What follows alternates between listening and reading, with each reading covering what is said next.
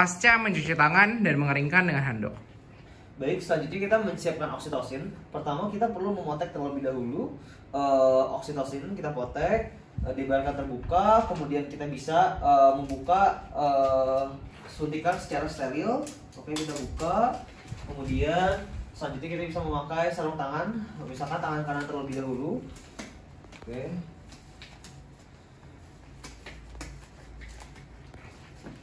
Oke, kemudian setelah itu kita mengambil jarum suntik, kemudian kita usahakan tidak memegang dengan tangan yang tidak menggunakan tangan steril. Kemudian kita ambil tangan yang tidak steril, mengambil oksitosin, kemudian kita ambil oksitosin 10 unit. Oke, kita siap ini balikan lagi ke tempat yang steril untuk disiapkan. Kemudian kita ini bisa dibuang. Oke. Kemudian selanjutnya kita bisa memakai sarung tangan. Oke, setelah memakai sarung tangan, DTT. Oke. Setelah itu kita bisa membersihkan terlebih dahulu pulva dan perineum. Ibu 3 kali ya. Pertama itu di pulva terlebih dahulu, kemudian buang ke sampah. Kemudian kita di bagian lateral, buang ke sampah. Kemudian kita di bagian lateral, buang ke sampah. Oke. Setelah itu kita jika ada tinja kita bisa bersihkan terlebih dahulu jika kita terkena tinja, atau kita bisa membersihkan terlebih dahulu atau mengganti sarung tangan. Kemudian selanjutnya kita melakukan pemeriksaan dalam atau vaginal touch ya. Kita menekan supresi fisis, kemudian memasukkan telunjuk terlebih dahulu, kemudian jari tengah, kemudian kita nilai bukaan dari bayi. Kita nilai dibuka dengan 2 jari, kita nilai bukaannya. Oke, bisa bila kita sudah maksimum berarti biasanya bukaannya berarti sudah 10 cm dan sudah lengkap. Setelah itu apabila ketuban sudah pecah, kita bisa melakukan amniotomi. Kemudian kita keluarkan. Setelah itu sudah selesai melakukan pemeriksaan. Setelah itu kita bisa memberikan mendekontaminasi sarung tangan dengan cara memasukkan ke dalam klorin seluruh tangan kita. Ya, kemudian kita melepaskan sarung tangan dengan bagian luar dan bagian luar. Oke, jangan sampai terkena kulit. Kemudian dilepaskan, direndam selama 10 menit. Kemudian kita mencuci kedua tangan. Ya, setelah sarung tangan dilepaskan, cuci tangan dengan WHO. Kemudian kita bisa memeriksa DJJ sesuai dengan yang sudah diajarkan di Leopold. Kita berada di kanan ibu, kemudian sesuai dengan pemeriksaan Leopold. Oke, didengarkan jadinya selama interval 5 detik. Ya, selama 5 detik pertama, kemudian 5 detik istirahat, 5 detik kedua istirahat, kemudian 5 detik ketiga. Setelah itu ukur DJJ dan bisa dicatat ke partograf. Oke, setelah vulva membuka sekitar 5-6 cm, kita bisa memimpin ibu untuk meneran. Bu, kita boleh meneran, ibu boleh mengedan seperti ibu BAB dengan bernapas cepat dan dangkal ya.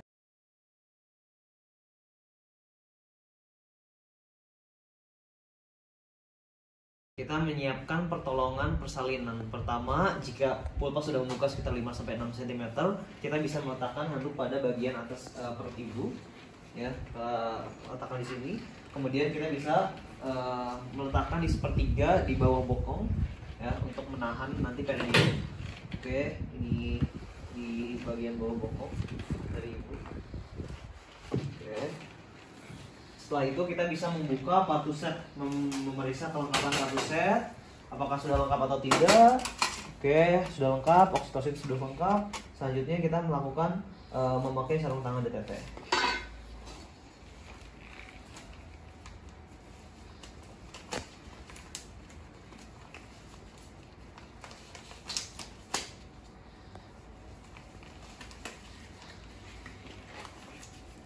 Oke, 1, 2, 3, ibu mau ya. Oke, kita tahan bagian perineum dengan kain yang di bawah, tahan agar tidak ekstensi. Oke, iya bu, boleh bu, terus bu, bagus bu ya, ya bu lagi bu, 1, 2, 3. Oke, jika kepala sudah keluar semua, kita lihat lilitan tali pusat. Apakah ada lilitan tali pusat atau tidak? Jika lilitan tali pusatnya longgar, kita bisa ke arah ke atas. Kemudian jika dia lilitan tali pusatnya dia cukup keras, kita bisa klem di antara 2, kemudian kita bisa potong. Setelah itu kita tunggu paksi luar bu ya bu, kita tunggu dulu ya. Oke, setelah paksi luar terjadi, kita bisa memegang secara biparietal, kemudian kita bisa melahirkan bahu anterior ya bu. 1, ya. kita lahirkan bahu posterior, kemudian kita sangga, kemudian kita susur. Oke, kita susur dan telunjuk di antara dua mata kaki dari bayi. Pertama kita melakukan penilaian Apgar score. Kita lihat apakah bayinya menangis, kita melihat apakah bayinya aktif. Jika tidak, kita segera lakukan resusitasi. Kemudian setelah itu kita simpan pada perut ibu. Kemudian kita bisa bersihkan dan keringkan kecuali pada tangan dan vernix. Oke, kita bersihkan ya pada kepalanya, pada semuanya. Setelah itu kita bisa ganti dengan handuk yang kering. Oke, kita ganti dengan handuk yang kering. Oke, selanjutnya kita bisa mengecek pada uterus apakah ada bayi lain atau tidak. Oke, jika tidak ada bayi lain, selanjutnya kita minta izin terlebih dahulu kepada ibu. Bu, saya suntikan oksitosin terlebih dahulu. Kemudian kita akan melahirkan plasenta dengan mensuntikan oksitosin tadi yang sudah disiapkan selama 10 unit di paha anterolateral sepertiga distal. Oke, kita suntikan secara intramuskular, aspirasi terlebih dahulu, suntikan. Oke, sudah tidak ada. Setelah itu kita bisa melakukan pemotongan pada plasenta. Nah, ini yang kita harus siapkan, 2 klem bengkok, kemudian ini adalah pemotong dari plasenta. Oke, yang pertama kita letakkan letakkan klem 3 cm dari 3 cm dari plasenta. Oke. Kemudian kita letakkan salah satu klem lagi 2 cm dari klem yang tadi, ya. Kemudian jika sudah, kita potong dengan cara plasenta kita jaga dengan tangan kita, kemudian kita potong. Oke, potong. Oke, misalkan sudah terpotong, salah satu akan tersisa sebagai kala 3 yang nanti kita akan melahirkan plasenta, dan salah satu akan menjadi bagian dari bayi yang mana kita harus ganti dengan tali ataupun dengan klem. Karena sekarang sudah tersedia klem, kita bisa gunakan klem. Oke, kita klem di sini. Oke, kita bisa lepaskan klem yang di sini. Oke, dan bayi kita bisa segera lakukan inisiasi menyusui dini, skin to skin contact dengan bahu diluruskan, kemudian dia harus di bawah dari puting ibu dan dia di antara dua buah dada ibu. Kita bisa memakaikan kain hangat pada bayi, kemudian kita bisa memakaikan topi.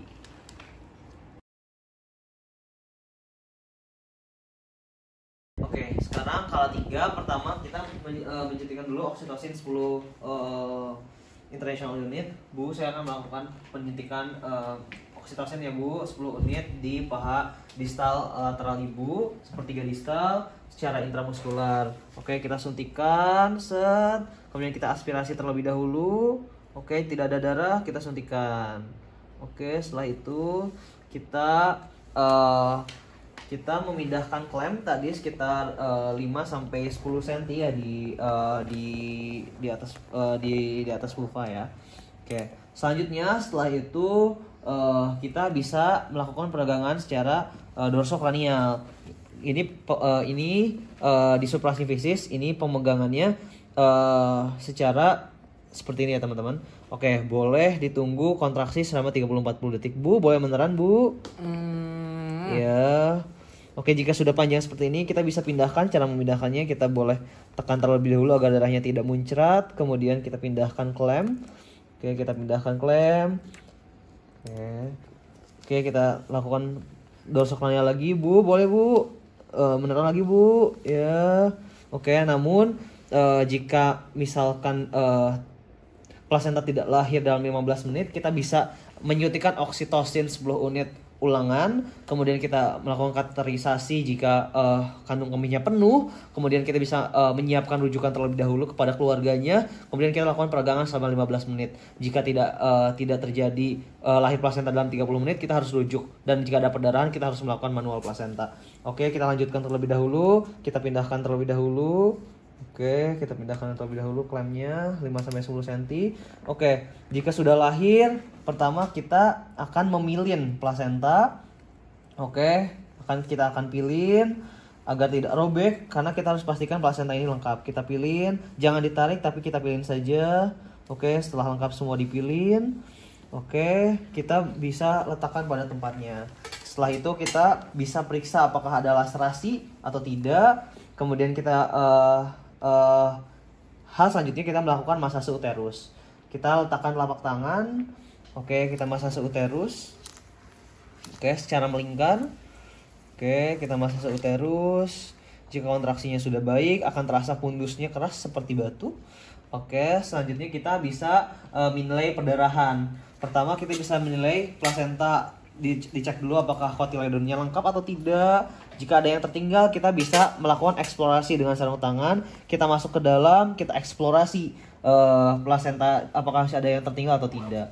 Oke, setelah itu kita juga bisa evaluasi apakah ada laserasi pada perineum. Jika ada perdarahan aktif, kita bisa melakukan penjahitan pada perineum atau perineorafi. Baik, selanjutnya kita memastikan uterus berkontraksi dengan baik, kemudian memastikan tidak ada perdarahan per vaginam. Kemudian kita bisa memberikan cukup waktu kepada bayi ya, kepada bayi di sini untuk melakukan inisiasi menyusui dini. Karena biasanya akan dapat 30-60 menit, kemudian sekitar 15-30 menit ya. Cukup pada satu payudara saja. Setelah itu kita bisa melakukan penimbangan pada bayi ya, kita timbang berapa gram, kemudian kita bisa memberikan antibiotik profilaksis pada mata pasien. Kemudian kita juga bisa memberikan suntik vitamin K1 1 mg di paha kiri anterolateral. Kita suntik secara intramuskular. Kemudian kita juga bisa 1 jam setelah itu kita bisa memberikan imunisasi hepatitis B pada paha anterolateral kanan, injeksi intramuskular. Oke, setelah itu kita bisa menyimpan atau membiarkan bayi berada di jangkauan ibu jika sewaktu-waktu membutuhkan susu.